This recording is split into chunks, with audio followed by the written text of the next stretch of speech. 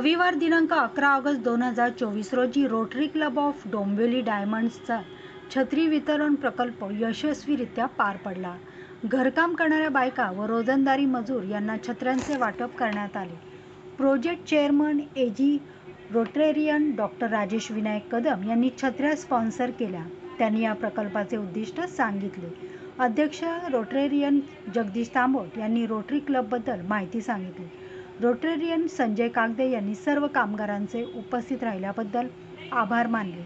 एकूण 30 कामगारांना घरकाम करणाऱ्या बायका आणि रोजंदारी मजूर छत्र्या वाटप करण्यात आल्या.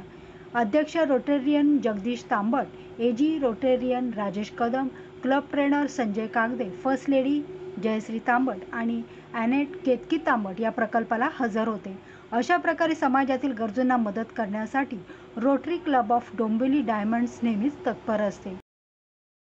Bureau report, Indian TV news.